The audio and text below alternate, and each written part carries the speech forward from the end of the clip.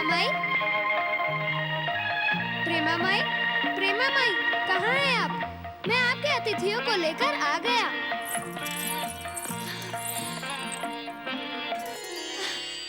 सदाशिव भैया, आप लोग आ गए?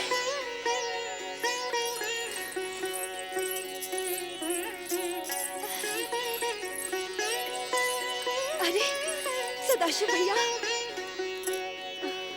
मेरे होते हुए तुम्हें वन वन भटकना पड़ा। इस बात का मुझे बहुत दुख है। तुमने ये कैसे जाना कि हम लोग घर गांव छोड़ के वन में भटक रहे हैं? ये कौन सी बड़ी बात है भैया? तुम भी गणेश जी के भक्त हो और मैं भी। क्या एक गणेश भक्त दूसरे गणेश भक्तों का दुख नहीं देख सकता? जब गणेश जी ने मुझे सपने में आकर बताया कि उस दुष्ट साहूकार धनदत्त ने तुम्हें अपमानित करके गांव से निकलने के लिए विवश किया, तो मेरे मन को बहुत आघात लगा। माई तो स्वयं ही आपके गांव जाना चाहती थी, परंतु मैंने ही रोक दिया। मैंने कहा कि इस बुढ़ापे में क्यों कष्ट करती हो माई, मैं ही ले आऊंगा मामा जी को। हाँ भैया, जब से शिवदत्त गया है, मैं बस तुम्हारी ही राह देख रही थी। गणेश जी की महिमा न्यारी है बहन जी। अपने भक्तों के लिए वो जो कुछ भी करते हैं वो कम है। सदाशिव और सुलोचना के साथ ऐसे ऐसे चमत्कार हुए हैं कि कोई विश्वास नहीं कर सकता। कितनी सुंदर है मेरी भतीजी, कितनी सुंदर है इसकी आंखें। इसका नाम सुलोचना बिल्कुल सही है, परंतु इसे देखते ही मुझे बहुत चिंता होने लगी है। कैसी चिंता प्रेमा बहन? चिंता और चिंतन की बातें तो होती रहेंगी। आप लोग पहले स्थान ग्रहण करें। आइए आओ। आइए। संभल के, संभल के। बैठिए। हाँ भगीरथ भैया, तुम भी बैठो, इसे अपना ही घर समझो। जी। बहन, तुम किसी चिंता की बात कर रही थी? अरे भैया, सुंदर और युवा कन्या को देखकर और कौन सी चिंता होगी भला? मैं तो सुलोचना को देखकर ही सोच रही हूँ कि ऐसी सुंदर और सुशील कन्या का वर भी सुंदर, सुशील और गुणवान होना चाहिए। तुम अब तक हाथ पर हाथ धरे कैसे बैठे रहे भैया?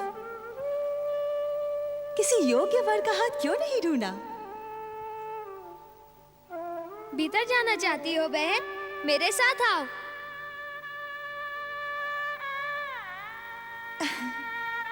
बहन जी, मेरा मित्र सदाशिव आंखों से लाचार है, ये तो आप देख ही रही हैं। ये बेचारा वर कहां से ढूंढता? अब सुलोचना के लिए वर का चुनाव आपको ही करना होगा। श्री गणेश की इच्छा से ये शुभ कार्य भी शीघ्र ही संपन्न होगा। अभी आप लोग विश्राम करें। मैंने आप लोगों के लिए भोजन का प्रबंध किया है। बहन जी हाथ। अच्छा, हाथ पांव धोने हैं ना? इस ओर चले जाइए।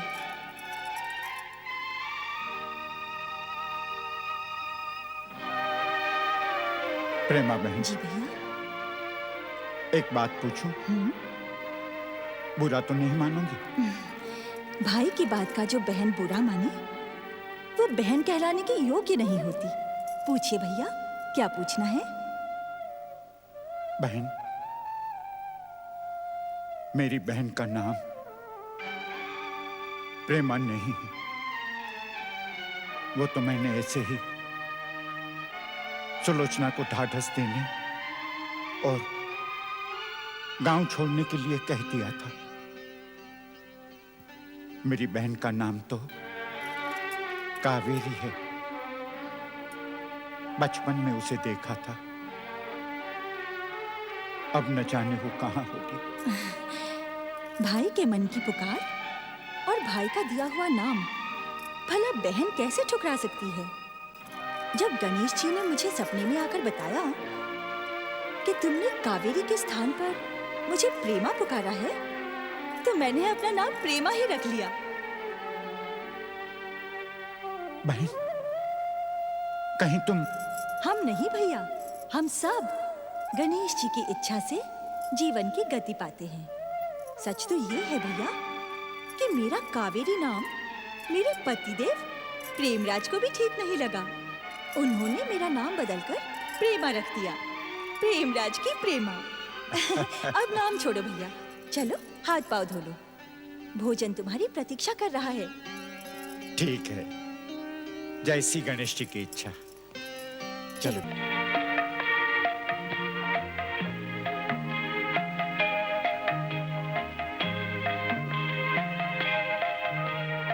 अरे दीदी, मैं जहाँ बैठा कर गया था अब तक वहीं बैठी हो? तो क्या करती? उठकर प्रेमा माई की हवेली देखती। अरे तुम तो उदास और निराश दिखाई पड़ रही हो, क्या बात है? ऐसी सुंदर हवेली में पहुंचकर भी ये उदासी क्यों? दीदी, क्या तुम मुझे अपना छोटा भाई नहीं समझती? ऐसा क्यों कहते हो भैया?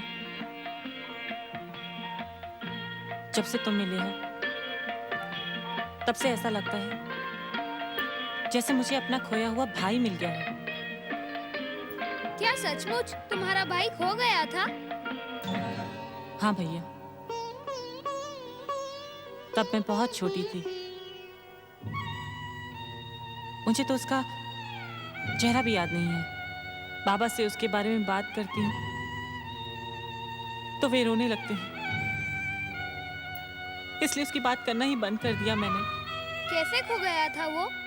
कोई चुपचाप उठाकर ले गया था उसे। मेरी माँ उसकी याद में रोते रोते चल बसी। फिर उन दोनों के दुख में रोते रोते मेरे बाबा की आंखें भी चली गई। कितनी अभागन हूं मैं। सौभाग्य के प्रतीक श्री गणेश जिसके सहायक हो, उसे आंसू नहीं बहाने चाहिए दीदी। श्री गणेश की कृपा पर विश्वास रखो, सब कुछ ठीक हो जाएगा। भैया, जब से तुम मिले हो तब से मुझे ऐसा ही लगता है कि मेरे भाग जाग गए हैं। तुम नहीं, साक्षात श्री गणेश मिल गए हैं मुझे। मिलते ही तुमने हमें झोपड़े से महल में पहुंचा दिया। बिल्कुल तुम्हारे समान ही होंगे श्री गणेश। आयु में भले ही मेरे समान हो, परंतु सूंड में नहीं दीदी। तुम जानती हो दीदी, गणेश जी की इतनी लंबी सूंड है। देखा, मेरे गणेश जी ने मेरी बहन को प्रसन्न कर दिया। परंतु दीदी, तुम हवेली में आकर भी इतनी उदास क्यों हो? क्या मैं तुम्हारी उदासी का कारण नहीं जान सकता? ये सब मेरे विवाह की बातें कर रहे हैं। अब तुम ही बताओ शिवदत्त भैया, मैं अपने अंधे बाबा को छोड़कर विवाह कैसे कर सकती हूँ? यदि मैं चली गई तो उनकी देखभाल कौन करेगा? क्या गणेश जी की कृपा पर तुम्हें विश्वास नहीं है दीदी? वे अपने भक्तों को कभी भी दुखी नहीं होने दे सकते। ये तो मैं जानती हूँ भैया। जानती हो तो चिंता क्यों करती हो? हो सकता है प्रेमा माई ही सदाशिव मामा की देखभाल करे, या फिर सच्ची गणेश भक्ति के प्रभाव से मामा जी की दृष्टि लौट आए, अथवा विवाह के बाद बाबा तुम्हारे साथ भी रह सकते हैं। ये भी तो हो सकता है कि मैं ही उनकी सेवा करता रहूं। कितने अच्छे भैया हो तुम शिवदत्त। तुम तो मेरे लिए गणेश जी का वरदान बनकर आए हो। दीदी, क्या तुम्हें बिल्कुल भूख नहीं लगती? ऐसा क्यों पूछ रहे हो? क्योंकि मुझे जोर से भूख लगी है। जब तक तुम नहीं खाओगी तब तक मैं भी कैसे खाऊंगा? मुझसे भूल हो गई। चलो, आज मैं अपने भैया को अपने हाथों से भोजन खिलाऊंगी। तब तो खाने का स्वाद दुगना बढ़ जाएगा। चलो दीदी। चलो। कहता हूँ बहन जी, इतना स्वादिष्ट भोजन मैं जीवन में पहली बार कर रहा हूँ। अरे भगीरथ मित्र, इस भोजन में हमारी बहन प्रेमा के प्रेम का स्वाद भी तो है। कहाँ तो सूखी रोटी के लाले पड़े थे और कहाँ ये 56 भोग का प्रसाद मिल रहा है। ऐसा लगता है जैसे पृथ्वी से स्वर्गलोक पहुंच गए। सब प्रेमा बहन जी की कृपा है। नहीं नहीं भैया, मैंने कुछ नहीं किया। ये सब गणेश जी की कृपा का प्रसाद है। प्रेमा बहन, सुलोचना और शिवदत्त कहाँ हैं? जब मैंने सुलोचना के ब्याह की बात छेड़ दी, वो लजाकर भीतर चली गई और बाहर आने का नाम ही नहीं लेती। क्यों? उसे डर है कहीं मैं फिर से उसके ब्याह की बात न छेड़ दूं। बहन, उन दोनों ने भोजन किया कि नहीं? भैया, सुलोचना की तो नहीं जानती, परंतु मेरा शिवदत्त भूखा नहीं रह सकता। और जो शिवदत्त के साथ रहता है, वो भी भूखा नहीं रहता। स्वयं तो खाता ही है, दूसरों को भी खिलाता है। फिर भी मैं देख कर आती हूँ।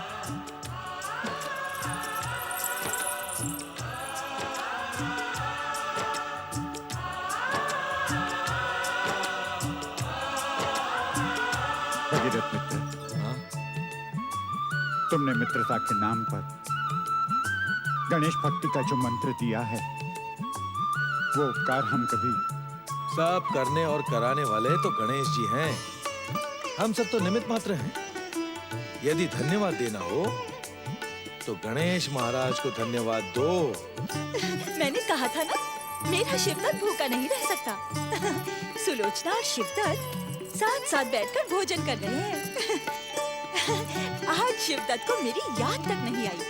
सुलोचना के हाथ से खाना खा रहा है। प्रेमा बहन, क्या सुलोचना की योग्य कोई तुम्हारे ध्यान में लड़का है? यदि हो तो बात चलाओ। हाँ बहन, हम लोगों से तो यह काम होने से रहा। मैं अंधा, किसी को क्या देखूंगा, और ये संसारी मोह माया छोड़कर साधु बन गया है। अब तो तुम ही को सुलोचना के हाथ पीले करने पड़ेंगे। नहीं बाबा, नहीं। मेरे ब्याह की बात ना करो। मैं तुम्हें छोड़कर कहीं नहीं जाऊंगी। कितना प्रेम करती है अपने बाबा से। भगीरथ भैया, अपने गणेश जी से कहो, सदाशिव भैया पर कृपा करें। सुलोचना को अपने ब्याह से अधिक अपने बाबा की चिंता है, और जब तक ये चिंता रहेगी, वो विवाह को स्वीकार नहीं करेगी।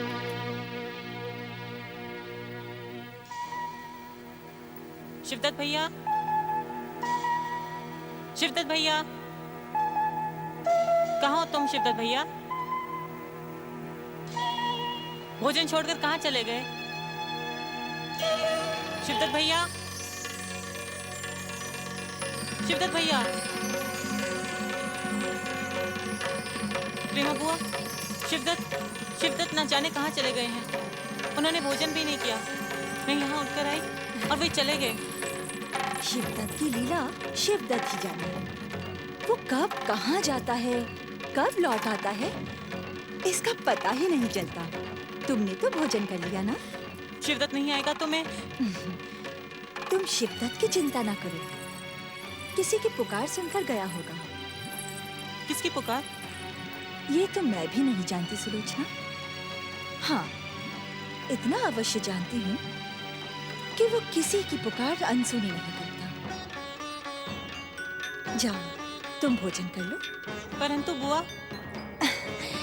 तुम पहली बार देख रही हो ना, इसीलिए चिंतित हो। मेरे लिए तो नित्य की घटना है। अब तो मैं उसकी बाल लीला की अभ्यस्त हो चुकी हूँ। जाओ, भोजन कर लो। परंतु वो गया कहाँ होगा बहन जी? कहीं भी, जहाँ उसका मन करे।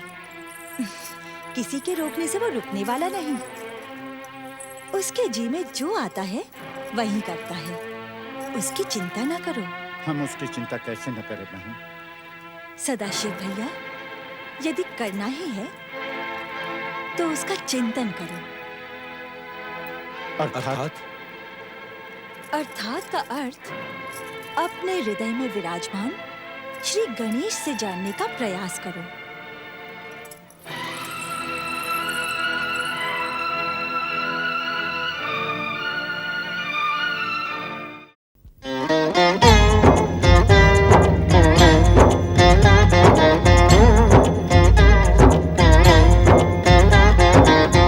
अर्थ समर्थ ये इनसे जीवन, यही है करता यही है कारण। अर्थ समर्थ ये इनसे जीवन, यही है करता यही है कारण। सारे जगत के भाग्य विधाता, दुख हरता ये है सुखदाता। श्री गणेश, श्री गणेश, श्री गणेश।